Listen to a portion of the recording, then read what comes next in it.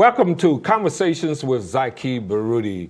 We want to, like always, send out a shout out to important people in our community. First of all, I want to shout out to my family, as well as a special shout out to Reverend Rice and the New Life Evangelistic Center for the kind of work that they're doing around the issue of homelessness. And a shout out to some of my partners that's out there, J.B. Bond, Willie Jackson, and Kami White. So we also encourage you to tell your friends that Conversations with Zaki Baruti is on. To that end, we're going to have a very interesting evening. We have a dynamic personality that's in the studio with us. And I'd like to introduce to the thousands and thousands of people who are listening to the program, my good friend and comrade, Freeman Bosley Jr. How you doing there, sir? I'm doing just fine, and hello to the listening audience. We want to welcome you to our program, and we want to just delve into the issues of the day. Number one, most times when we have guests on, we always like for people to know a little bit about them, their background and what have you. And of course, you have made history. You're a history maker, and as being the first Black elected mayor of the city of St. Louis. But give us a little background of who Freeman Bosley Jr. is, and some information that you'll share with everybody. Well, first, I live in North St. Louis, born, raised, still there, been there all my life. Educated in St. Louis public schools. Went to Farragut Grade School, Central High School, attended St. Louis University, where I received degrees in political science, urban affairs. Went on to law school and graduated from law school, passed the bar, been practicing law. And, then I started my political career when I ran for clerk of the circuit court. Remember that? Long time ago, 1982. And so that was your first political activity? I mean, in terms of seeking office? Right. Okay. Citywide office, ran for that. I was 28 years old. And we got elected to that, served in that for about 11 years. I then became the committeeman of the 3rd Ward. I ran for that, became the chairman of the Democratic Party in St. Louis. And then from there, I began to parlay and put my plans together to run for mayor. And so in 1993, we were successful with the first run for being African-American mayor of the city of St. Louis. Reflections on that experience as the top administrator for the city of St. Louis. Yeah. Well, it's a hard job, and it will take all you've got, as much time as you've got. That office will take it all, so you have to kind of try to carve out a little something for your family, else that time will get away from you. But I think it was the greatest honor that I've ever had. And when I reflect back on it, it still is like yesterday for me. You have to hit the ground running. It goes very fast. It's like you ever see Star Trek when Captain Picard says, "Scotty, I want warp speed," and it takes off. That's how 4 years in the mayor's office is. Well, in your 4 years, what would you say was your highest achievement or accomplishment that you can reflect on? Yeah, well, I've got several. We were able to do North Kings Highway. Of course, it had never been paid. We restructured North Kings Highway, built a North Side Shopping Center up there on Union and Natural Bridge. First time ever 3-year pay plan for city employees, police and firefighters. We were able to do Forest Park, $100 million development with Forest Park. So those are some of the main things that loom really large in terms of what we were able to do. When I left office, left the city with $50 million in the bank. When we first came in office, they didn't have $1 million. So I was very proud of that. Well, that's great. We're in this political season, just coming out of political season this past November with the presidential election and federal elections, and we're moving into local elections. Of course, on March the 7th, there's going to be a primary election. We want to like to kind of get your reflections, first of all, on the issue of voting. At the last mayoral election, voter turnout was relatively light. Why do you think people are not turning out to the degree that they need to turn out as if they were voting in the federal election? And because of the low voter turnout, what would be your recommendations to help increase the turnout? Yeah, I think in about 2013 we had about 23, 20, maybe 25% of the registered voters. It's about 170,000 registered voters in the city of St. Louis. It's at 190,000. I just recently checked. You did? Yes. Okay, so then it's back up then. Right. Okay, back up since the general election. But you only got about 370,000 people in the city. Okay. So for 190,000 to be registered, you have one of the highest voter registration percentages in the area. I mean, that's like almost 90%. You hear what I'm saying? Right. So we don't have a problem with voter registration. It's a problem with voter participation. And so I think that basically comes down to who's running. You know what I'm saying? When you have a low turnout, to me, that's an indication of the people that are running. I mean, you have to, people just don't run to the polls and vote for you. I mean, you have to inspire them.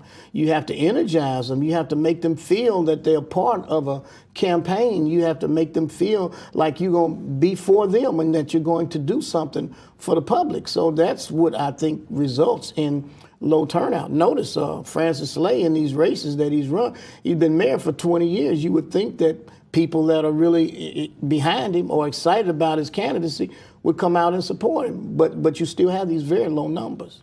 So to that end, so you're saying part of the low turnout are the candidates. Now, you know, when you mention Francis Slay, there's been 4 different instances where people are challenging him. Right. Well, at least 3. Yeah. So those candidates then were not of the inspiration then in terms of your analysis. And we could talk about that on the flip side of of our break in a few minutes. So we'll be right back with Conversations with Zaki Baruti.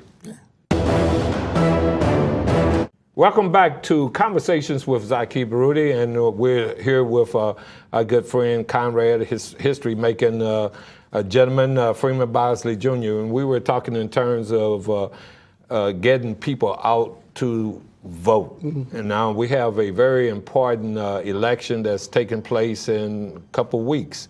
To that end, as far as inspiring people to vote, there's a number of candidates that are running. Mm-hmm.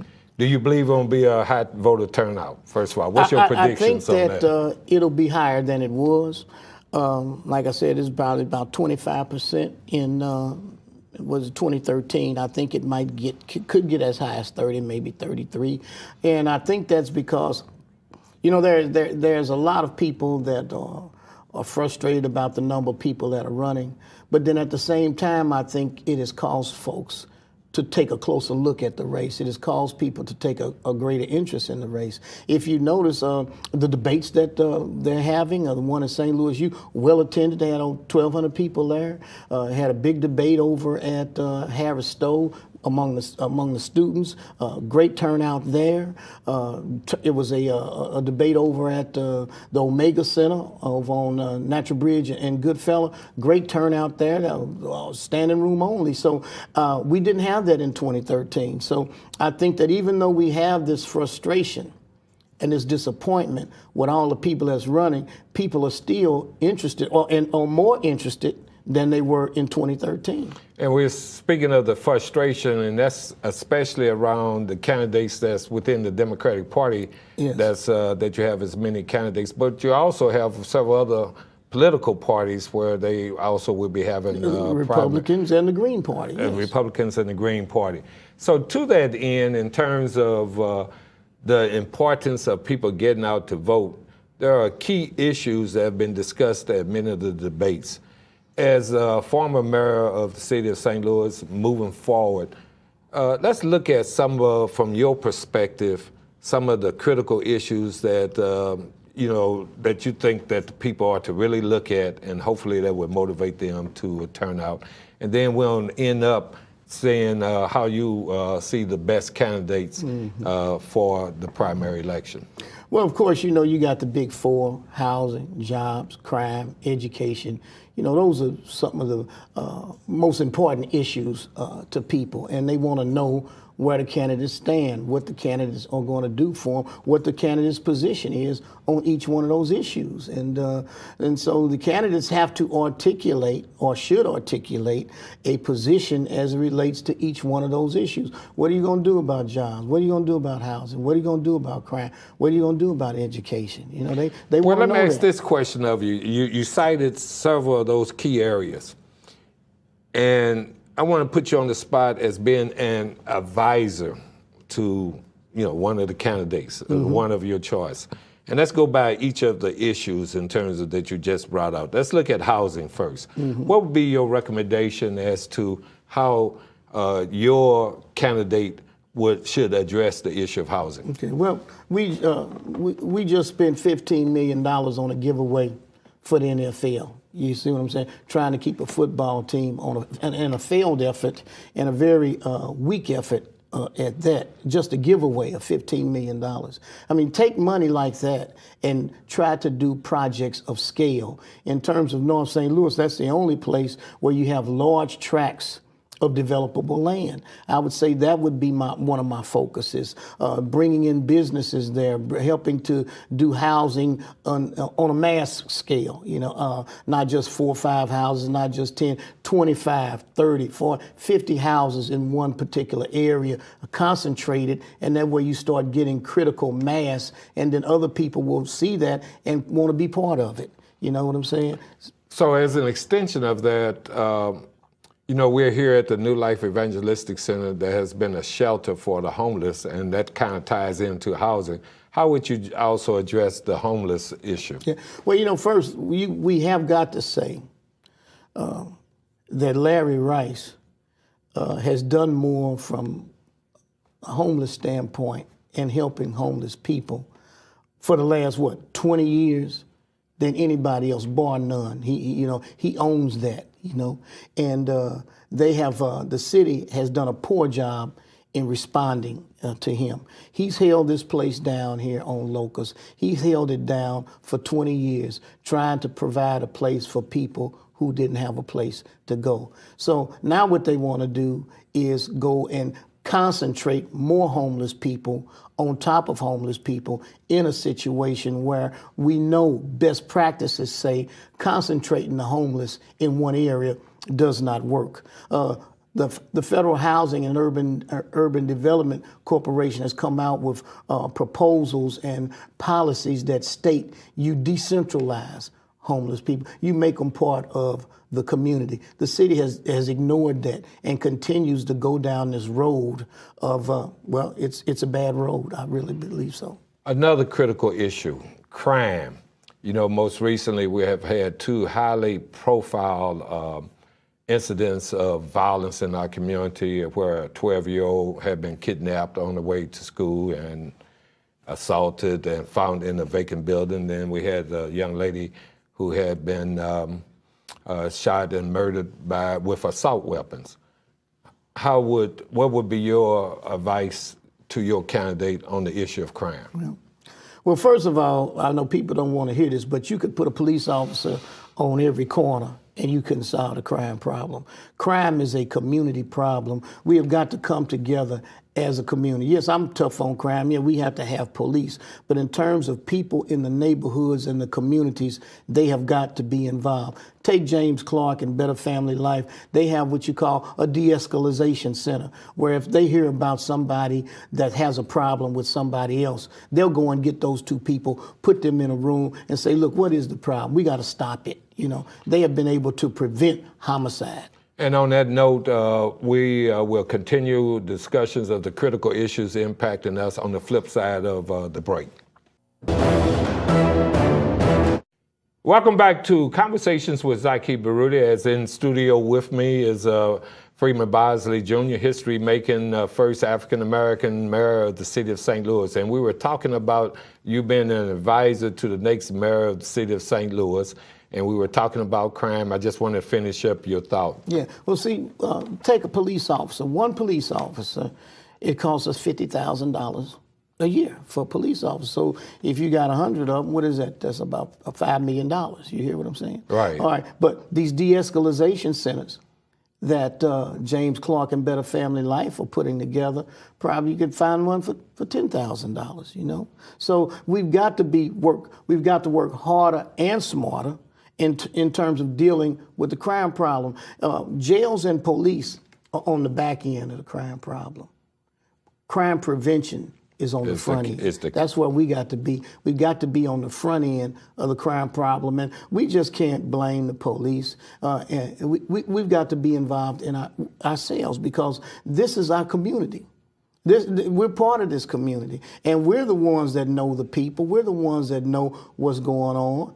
We have a better chance of finding out what's going on than the police do. So we got to get involved. More involvement is what is needed. Absolutely. And getting ahead of crime, two critical issues that helps us get ahead of crimes, I'd like to hear your viewpoints on, is education and jobs. That's right. Would you agree with that? I agree with that. Okay, right. So what would be your advice to the next mayor as to how to deal with the issue of education? Well, when I was in office, I met with the superintendent of public schools every month.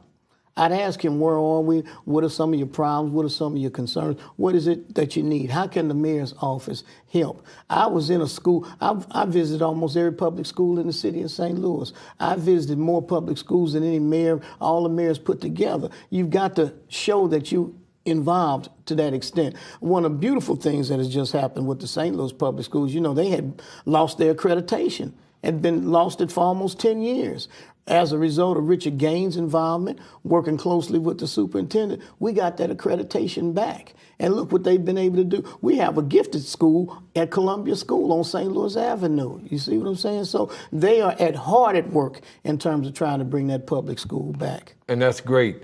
Quickly, jobs. Okay, in terms of jobs, you know, you have to make sure that, particularly from a public standpoint, whenever there's public work going on, we have to do what we can to ensure that minorities and people in our community get a chance to participate. That's why we have goals. That's why we have the mayor's executive order, 25% minorities, 5% women. We got big projects. MSD is spending $4.5 billion. NGA is spending $2 billion. That's $6.5 billion.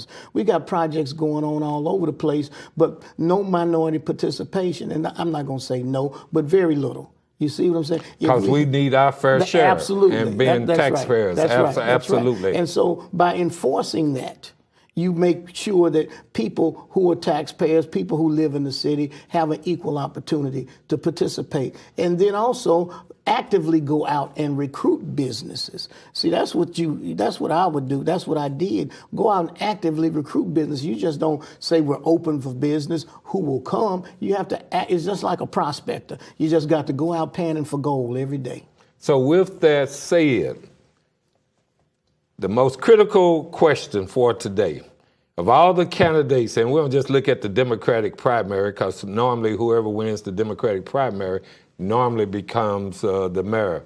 Who would you recommend to everybody that's listening out here in TV land for the next mayor of the city of St. Louis?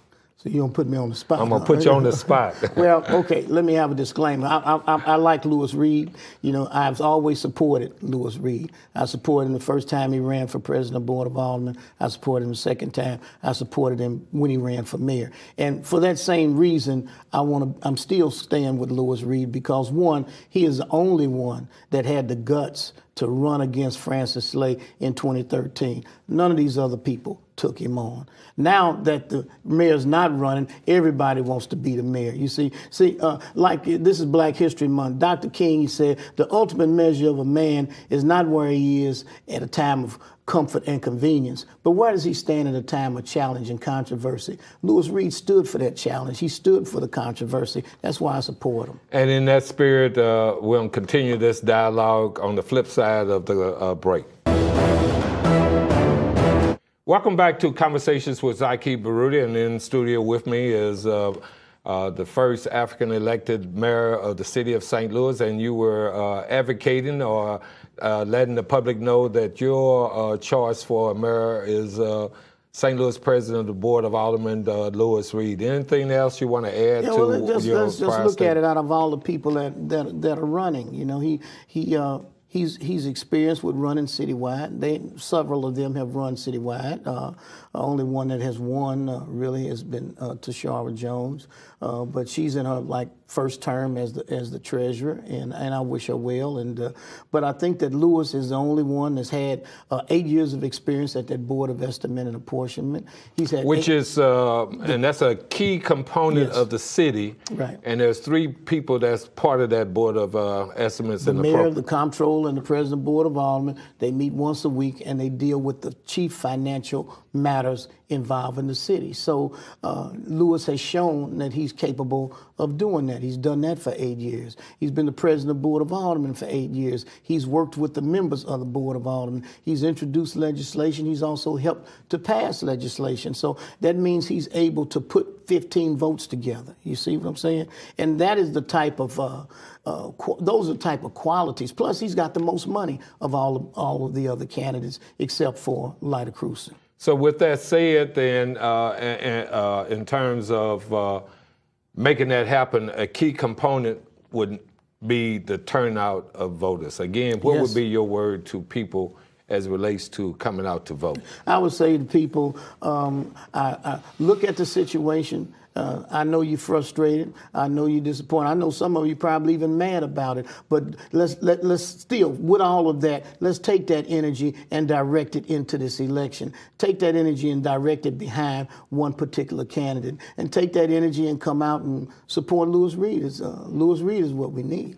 And again, when is the election taking place? March the 7th. March the 7th. Yes. But what if it rains? What if it snows? Well, I used to have a phrase, regardless of the weather, we'll still get together. You hear what I'm saying? So regardless of the weather, we still go. You know, regardless of the weather, you still go to the club. Regardless of the weather, you still go to the beauty shop. Regardless of the weather, you still go to the barber shop. Treat it the same way. Make this the same type of priority. That should be, in fact, in our community, I would say we should have at least 80% voter turnout, irregardless as to who you vote. You need to come and exercise that right. Well, you've been listening to Conversations with Zaki Baruti and have been really informed by our good friend, Freeman Bosley Jr. Stay tuned for our program for next week, or tune in next week for Conversations with Zaki Baruti.